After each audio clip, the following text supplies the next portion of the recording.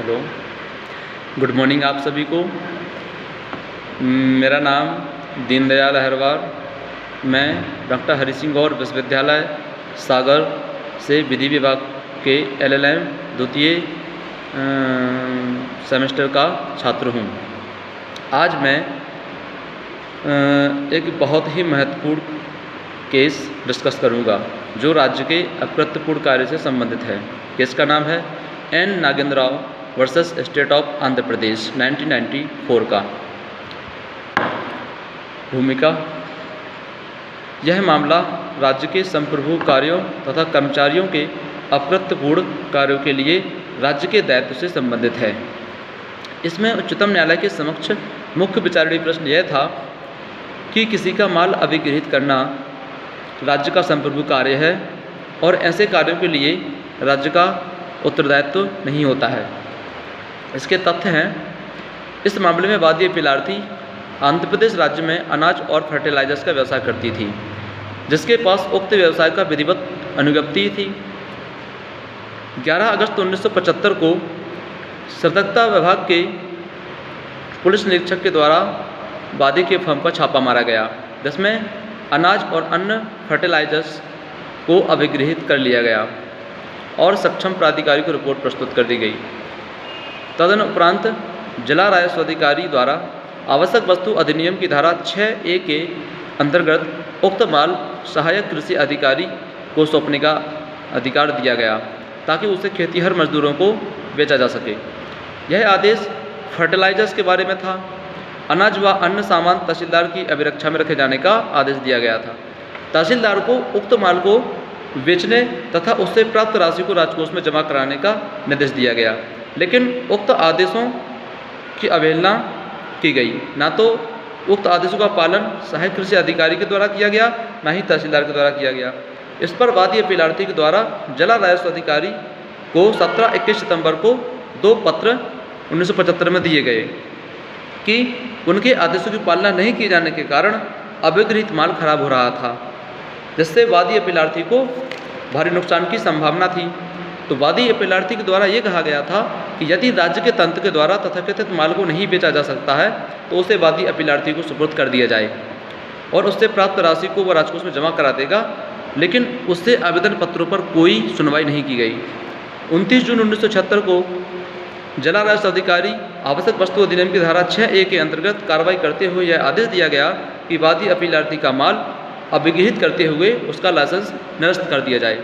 और कलेक्टर के द्वारा ये कहा गया कि वादी अपीलार्थी का फर्टिलाइजर्स का खाता यद्यपि अनियमित है और कालाबाजारी, मिलावट अथवा नियंत्रित मूल्य से अधिक कीमत पर माल बेचने का दोषी नहीं है, अतः फर्टिलाइजर्स का कुछ भाग अभिगृहित कर लिए जावे और शेष वादी अपीलार्थी को सौंप दिया जावे। यह कार्रवाई सतर्कता आयोग की आधिकारिक देखरेख में किए जाने का निर्देश भी दिया गया। उक्त आदेश के विरुद्ध वादी अपीलार्थी के द्वारा जिला और सेशन न्यायालय में अपील की गई, जिसमें वादी अपीलार्थी को सौंपने का आदेश दिया गया, लेकिन सहायक कृषि अधिकारी के द्वारा उसका पालना नहीं की गई।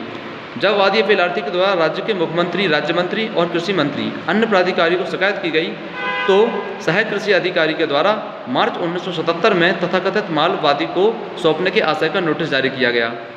जब माल वादी अपीलार्थी के कब्जे में आया तो उसने मात्रात्मक और गुणात्मक दोनों दृष्टियों से माल को कम और खराब अवस्था में पाया और उसके द्वारा प्रशासन में क्षतिपूर्ति की मांग की गई, लेकिन प्रशासन के द्वारा कोई ध्यान नहीं दिया गया। अंततः वादी अपीलार्थी के द्वारा अभिगृहित माल की कीमत के बराबर राशि प्राप्त करने का आशय का एक वाद जिला और सेशन न्यायालय में प्रस्तुत किया गया। न्यायालय के द्वारा यह निर्णय दिया गया कि ज्यों ही राजस्व अधिकारी आदेश पर वादी का माल जब्त कर लेता है और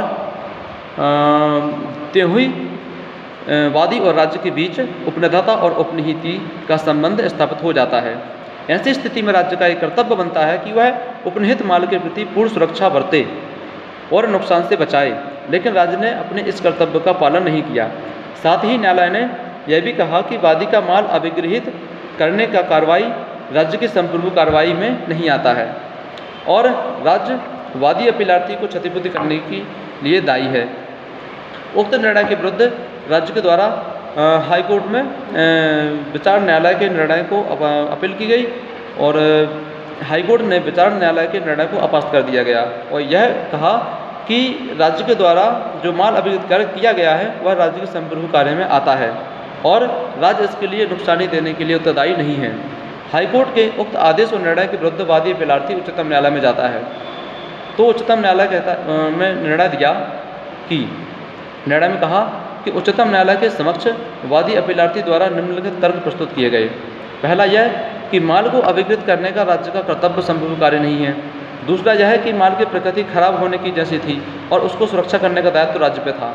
राज्य के अकृत्यपूर्ण कार्य के कारण वादी का माल मात्रात्मक गुणात्मक दोनों दृष्टि से खराब हो गया था, अतः राज्य से क्षतिपूर्ति पाने का हकदार है। इस उक्त दोनों तर्कों के विरोध करते हुए प्रत्यर्थी ने ये कहा कि वादी का जो माल जब्त करने का कार्य राज्य के संप्रभु कार्य में आता है और इसके लिए राज्य कोई क्षतिपूर्ति देने के लिए उत्तरदायित्व नहीं है।